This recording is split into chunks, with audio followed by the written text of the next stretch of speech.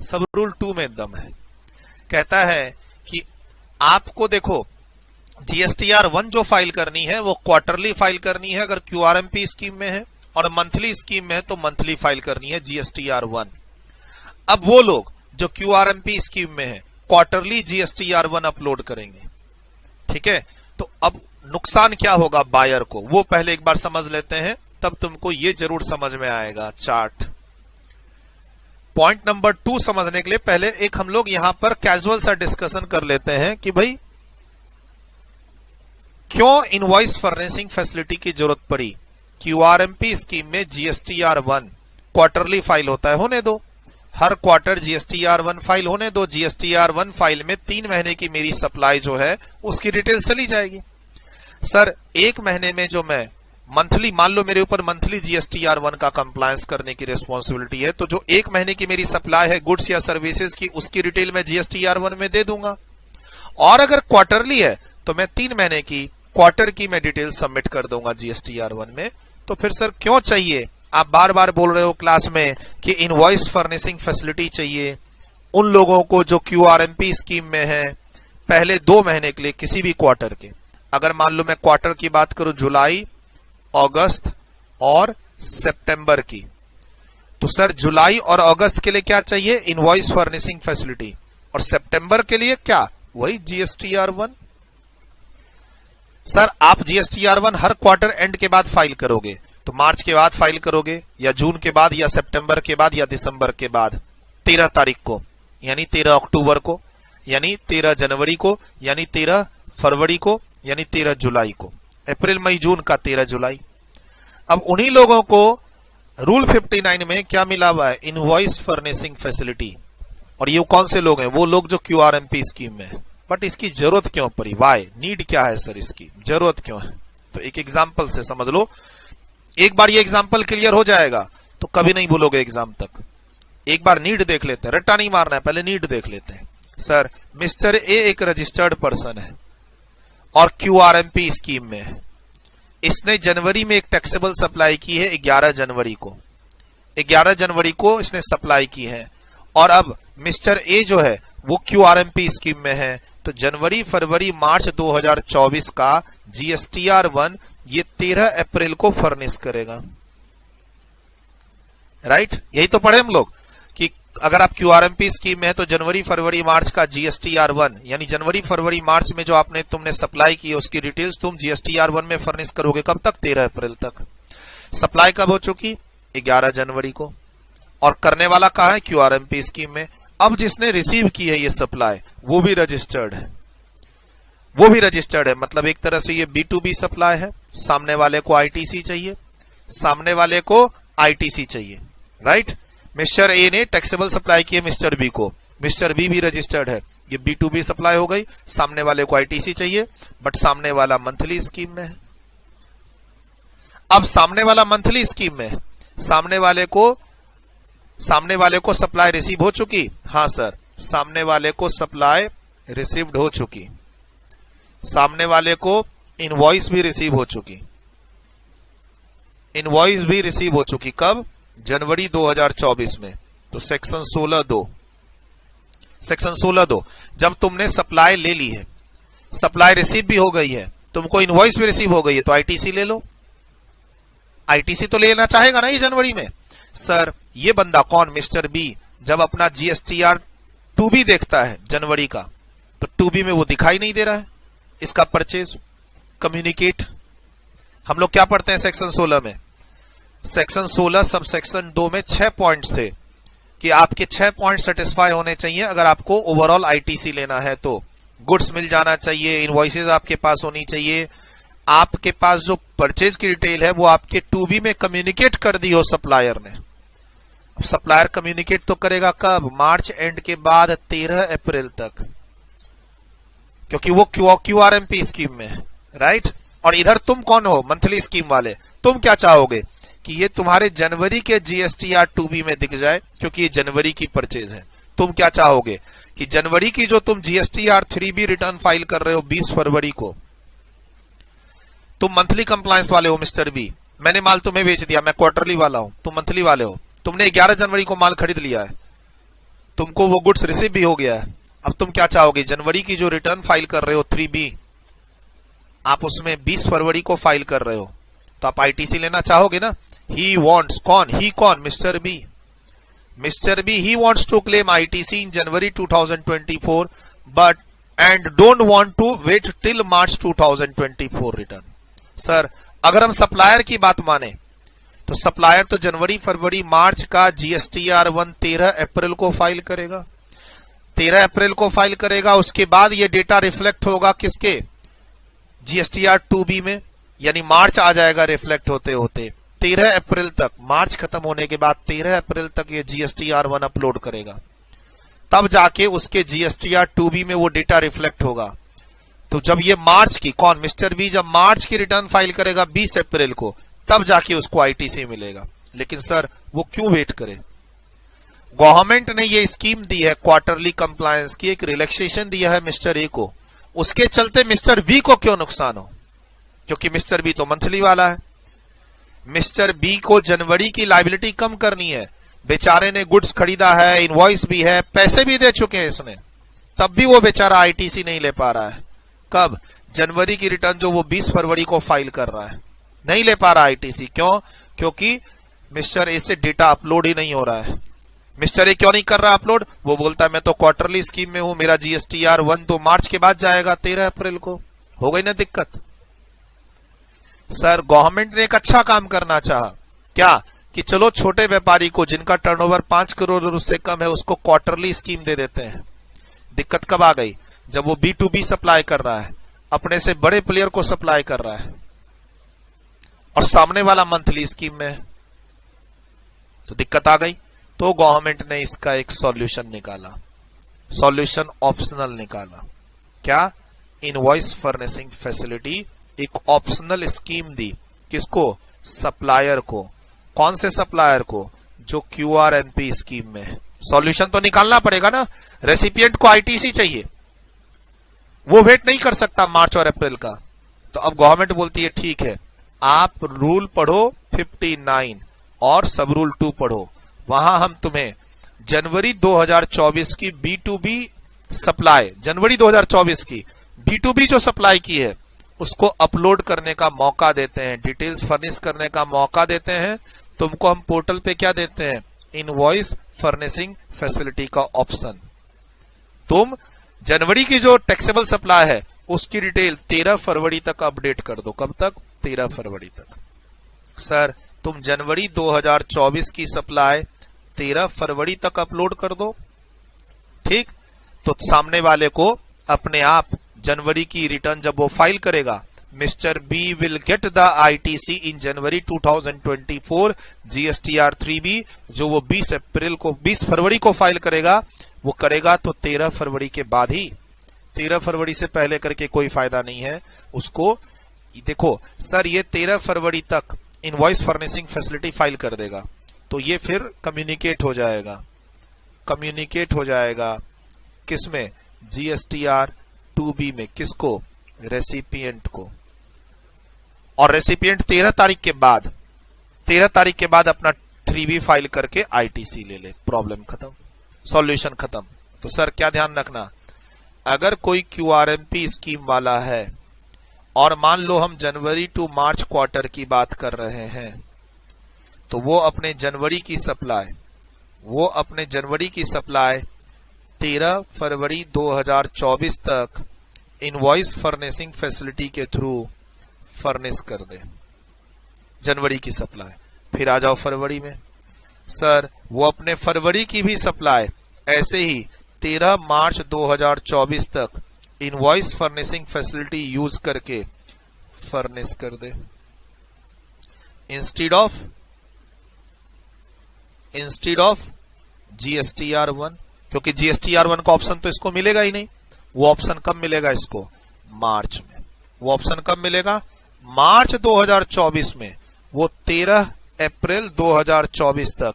IFF नहीं sir, अब IFF क्यों, अब वो GSTR1 फर्निश कर दे। तो इससे क्या होगा, तो जो सामने वाला अगर मंथली कंप्लायंस कर रहा है तो सामने वाला IFF के थ्रू जब ये डेटा अपलोड करेगा तो सामने वाला मंथली आईटीसी लेना शुरू कर देगा। सर डुप्लीकेसी नहीं करनी है। जो सप्लाई की इंफॉर्मेशन आईएफएफ में चली गई है 13 फरवरी तक, जनवरी की, सर फरवरी में जो भी तुमने टैक्सेबल सप्लाई की है उसकी इंफॉर्मेशन अगर तुम आईएफएफ यूज करके 13 मार्च तक फर्निश कर देते हो, खासकर फॉर B2B सप्लाई, उस डिटेल को तुमको दोबारा से GSTR1 में देने की जरूरत नहीं है। No need to repeat, no need to furnish details again after IFF। Sir तुमको GSTR1 में वो डिटेल्स दोबारा नहीं फिल करनी है जो तुम ऑलरेडी फिल कर चुके हो जनवरी की सेल से रिलेटेड। जनवरी की जब तुम 13 फरवरी को IFF फर्निश कर रहे थे, फरवरी से रिलेटेड जो तुम्हारी B2B सप्लाई थी, तुम सामने वाले को ITC देना चाह रहे थे तो तुमने उसको 13 मार्च तक अपलोड कर दी। ठीक, मान लो टोटल 10 इनवॉइस है, मान लो यहां टोटल 10 इनवॉइस है, टोटल इनवॉइस 10 है तुम्हारे पास। ठीक सर, टोटल 10 इनवॉइसेस हैं, 2 इनवॉइसेस की तुमने यहां डिटेल दे दी 10 में से जनवरी की। फरवरी में तुम्हारे पास 3 इनवॉइस थी, 3 इनवॉइस की डिटेल तुमने फरवरी में दे दी। तो अब यहां पर जो जाएगी 10 - 2 - 3, सिर्फ 5 इनवॉइस की डिटेल जाएगी। और आईएफएफ में जो तुम डिटेल फर्निश करोगे वो सिर्फ और सिर्फ B2B सप्लाई का डिटेल फर्निश करोगे ताकि सामने वाले को आईटीसी मिल सके। ठीक है, और हर क्वार्टर के पहले 2 महीने के लिए ऑप्शन मिलेगा। और इसकी डेट भी क्या है, 13 तारीख है, अगले महीने की 13 तारीख। तुम 13 तारीख तक डिटेल्स B2B सप्लाई की लिमिटेड पर्पस के लिए तुम डिटेल्स अपलोड कर दो ताकि सामने वाला आईटीसी ले सके। फाइनली उसको रिपीट करने की जरूरत नहीं है, तुम्हारे क्वार्टरली GSTR1 में वो ऑटोमेटिक वहां पर दिखाई देगा। ये ऑटोमेटिक समराइज्ड हो जाएगा, जो भी डिटेल तुमने यहां भरी है ना ये तुम्हारे 3B में समराइज्ड हो जाएगी। सर तुम क्या चाहते हो, तुम्हारी डिटेल आ जाए आउटवर्ड सप्लाई की, 10 सेल की हो, 10 में से 2, 3 और 5 तुमने अपलोड कर दी। अब ये सब तुम्हारे GSTR 3B में दिख जाएगी, जो तुम्हारा जनवरी फरवरी मार्च का GSTR 3B होगा। अकॉर्डिंगली तुम टैक्स पे कर दो। सर तुम भी गवर्नमेंट को टैक्स पे कर दो और सामने वाले को भी आईटीसी मिल ही रहा है। तुम QRMP वाले हो, तुम क्वार्टरली टैक्स जमा कर लो, क्वार्टरली रिटर्न फाइल कर लो, क्वार्टरली GSTR1 फाइल कर लो, लेकिन मंथली 2 महीने के लिए IFF यूज कर लो। ठीक सर, फाइनली तुम कौन हो, QRMP वाले। QRMP वाले को क्या करना होगा, first 2 months of every quarter क्या मिलेगा, इनवॉइस फर्निशिंग फैसिलिटी। उसके अलावा तुमको मंथली पेमेंट करना होगा, quarterly return monthly payment scheme है, पेमेंट मंथली करनी होगी, पेमेंट क्वार्टरली नहीं है। उसके बाद तुमको GSTR1 एवरी क्वार्टर है और उसके बाद तुमको GSTR 3B भी एवरी क्वार्टर है, लेकिन पेमेंट तुमको मंथली करनी पड़ेगी। अब मंथली पेमेंट वो हम लोग सीखेंगे, जो मंथली पेमेंट का ऑप्शन है ना वो हम लोग सीखेंगे कि क्वार्टरली QRMP वाले मंथली पेमेंट कैसे करेंगे, और मंथली पेमेंट के उनके जो ऑप्शन वगैरह सब है वो सब हम लोग पेज नंबर 11.24 में सीखेंगे कि सर अगर ये क्वार्टरली GSTR1 फाइल कर रहे हैं, क्वार्टरली 3B फाइल कर रहे हैं, तो जनरली आप बोलते हो 3B जब फाइल करते हैं तब टैक्स जमा होता है। ठीक है, तो अब चूंकि इनको देखो क्वार्टरली QRMP स्कीम में ही लिखा हुआ है क्वार्टरली रिटर्न मंथली पेमेंट, हम तुम्हारा कंप्लायंस GSTR1 का क्वार्टरली कर देते हैं, 3B भी क्वार्टरली कर देते हैं। सरकार को टैक्स मंथली चाहिए तुमसे, मंथली में ऑप्शन दिया हुआ है, ड्यू डेट भी अलग है, वो देख लेंगे। जैसे तुमको हमने पहले 2 महीने का मंथली डिटेल्स अपलोड करने का ऑप्शन दिया थ्रू IFF, वैसे ही हम तुमसे मंथली टैक्स चाहेंगे। वो मंथली टैक्स की बात हम लोग पढ़ लेंगे 11.24 में। टैक्स मंथली नहीं है, टैक्स क्वार्टरली नहीं है, टैक्स मंथली है। GSTR1 quarterly, GSTR 3B quarterly. पहले 2 हर क्वार्टर के पहले 2 महीने के लिए तुम अगर सामने वाले को आईटीसी देना चाहते हो, क्योंकि सामने वाला B2B सप्लाई ले रहा है और सामने वाला मंथली स्कीम में है, तो वो जरूर तुमको कहेगा कि सर मुझे आईटीसी तो मंथली चाहिए। तो जो लोग कहेंगे उसके लिए तुम IFF furnish invoice furnishing facility use कर लो। तो ये कहानी है तुम्हारी इनवॉइस फर्नेसिंग फैसिलिटी क्यों चाहिए QRMP स्कीम में। अब तुमको यहां पर एक अमाउंट की लिमिट भी ध्यान रखनी होगी। वो अमाउंट की लिमिट अब तुम यहां से पढ़ लो। सर ऑप्शनल है, मैंडेटरी नहीं है, ऑप्शनल है। Optional IFF facility under QRMP scheme for first 2 months in any quarter. The registered person required to furnish return for every quarter में, सेल नहीं है, में है, ऑप्शनल है, प्लीज ध्यान रखना। MCQ ऑप्शनल है या मैंडेटरी? सर ऑप्शनल है। में furnish the details of such outward supply of goods or services or both to registered person, B2B only, to a registered person as he may consider necessary, जिनके लिए जरूरी हो, सबके लिए नहीं, जिनके लिए जरूरी हो। अब सर कौन सी सप्लाई तुमको यहां पे फर्निश करनी है? डिटेल्स ऑफ आउटवर्ड सप्लाई जो तुम रजिस्टर्ड पर्सन को कर रहे हो, और वो भी कब? If considered necessary. मतलब सामने वाला क्या बोल रहा है, मैं मंथली स्कीम में हूं, मुझे ITC चाहिए, तब तुम उसके लिए ये IFF फर्निश फैसिलिटी यूज कर लो for first and second month of every quarter. But इसमें भी एक अमाउंट लिमिट है, up to cumulative value of ₹50 lakh in each of the month. तुमको टैक्सेबल सप्लाई जो तुम कर रहे हो B2B, वो तुमको अप टू 50 लाख तक का ही अपडेट करने के लिए मिलेगा। सर मैंने तो 2-3 करोड़ का माल बेच दिया है। भाई साहब तुम 2-3 करोड़ का महीने में माल बेच रहे हो, तो साल का कितना बेच रहे हो तुम?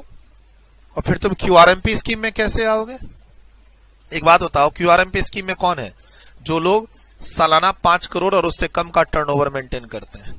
अब 5 करोड़ का मतलब है मंथली कितना? 40 लाख। एवरेज अगर मंथली तुम्हारा 40 लाख है तो सालाना कितना होगा? 4 करोड़ 80 लाख। तो क्या गलत है 50 लाख की लिमिट?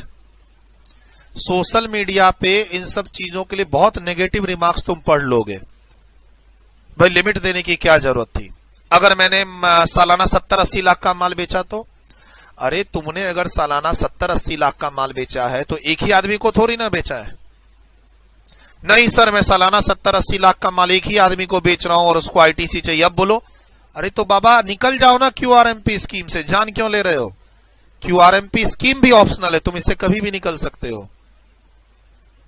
अगर सामने वाला B2B है, यानी सामने वाला ITC लेना चाहता है, मंथली लेना चाहता है, और तुमने 70 लाख 80 लाख का माल एक ही आदमी को बेचा है, तो क्या तो बिजनेस कर लो और या तो QRMP स्कीम ले लो। नहीं सर मुझे बिजनेस करना जरूरी है, तो QRMP स्कीम से निकल जाओ ना। क्यों तकलीफ में हो? जब ये स्कीम आई थी ना, सोशल मीडिया पे गवर्नमेंट को बहुत सुनाया गया था। अब नॉलेज होती नहीं है, सुनाना शुरू कर देते हैं। लोगों ने बोला कि अगर मैं QRMP स्कीम ले लूंगा तो सामने वाला ITC कैसे लेगा? जाना ही नहीं लोगों ने कि भाई इनवॉइस फर्निशिंग फैसिलिटी दे रहे हैं। अब जब ये दिया, इसके अंदर 50 लाख की लिमिट लगा दी, तो फिर लोगों ने चिल्लाना शुरू किया 50 लाख कैसे होगा? अगर मैंने किसी को 70-80 लाख का माल बेचा तो? अरे भाई तू किसी एक ही आदमी को थोड़ी ना बेचेगा 70-80 लाख का माल। और महीने का 1 करोड़ का माल बेच रहा है, मतलब 12 महीने का 12 करोड़। तो फिर तू क्यों है QRMP स्कीम में? समझो। और अगर प्रैक्टिकली तुम किसी को 60-70 लाख का माल बेचने वाले हो एक ही पर्सन को एक ही महीने में, तो निकल जाना है इस स्कीम से। क्यों तकलीफ में जी रहा है? रहने दे, छोटे लोगों के लिए स्कीम है, रहने दे, सब कुछ सही सही चल रहा है। देखो कुछ लोगों का काम है बोलना, जैसे ही गवर्नमेंट कुछ लेके आएगी उसके बारे में नेगेटिविटी फैलाना। वो सोशल मीडिया के अकॉर्डिंग तुम चलोगे तब तो GST इंप्लीमेंट ही नहीं होना चाहिए था। वो तो शुरू की क्लास में तुमको सिखाया GST खराब है। पहला चैप्टर कंप्लीट हो गया, 6-7 क्लास ले ली, कहीं खराबी नजर ही नहीं आई तुमको, है ना? सर कहता है up to cumulative value of ₹50 lakh in each of the month. दोनों महीने के लिए अलग अलग तुमको मिलेगा। ये जो 50 लाख की वैल्यू है, 50 लाख का टैक्स या 50 लाख की वैल्यू देखनी है, value of taxable supply 50 lakh की, और मंथली देखनी है। मतलब मैं जनवरी में भी 50 लाख रुपए तक की जो सप्लाई है मेरी, उसका डिटेल अपलोड कर सकता हूं, और फरवरी में फिर से 50 लाख की लिमिट तक का डिटेल अपलोड कर सकता हूं। ये वैल्यू ऑफ टैक्सेबल सप्लाई है, टैक्स का अमाउंट नहीं है। ठीक है।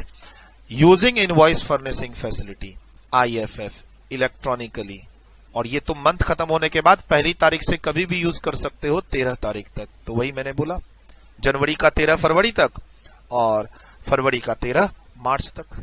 यही लिखा है शायद मैंने, जनवरी का 13 फरवरी तक, फरवरी का 13 मार्च तक।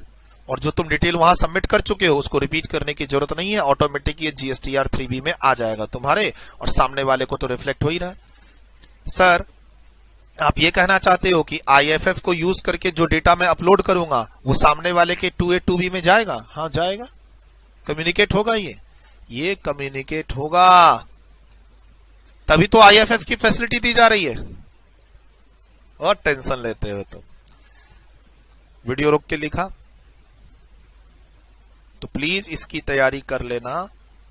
3 मार्क्स के लिए ऑप्शनल स्कीम है, QRMP वालों के लिए है, हर क्वार्टर के पहले 2 महीने के लिए है, 50 लाख तक की मंथली इनवॉइस के लिए है, और 1 तारीख से लेकर 13 तारीख तक के बीच में तुम इसका डिटेल अपलोड कर दो। डन? वीडियो रोक के लिखा, इसको लिखो। ये बहुत अच्छा डिस्कशन हमारा हो गया, ये बहुत अच्छा डिस्कशन हमारा हो गया, कॉन्सेप्चुअल डिस्कशन। अब तुम एज ए स्टूडेंट किसी को भी समझा सकते हो।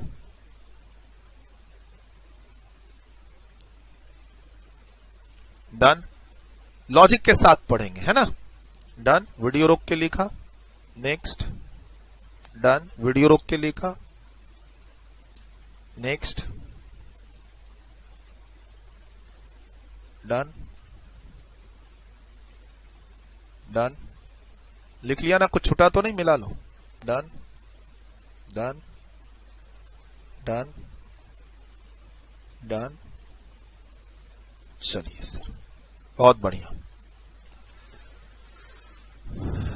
अब यहां से देखते हैं।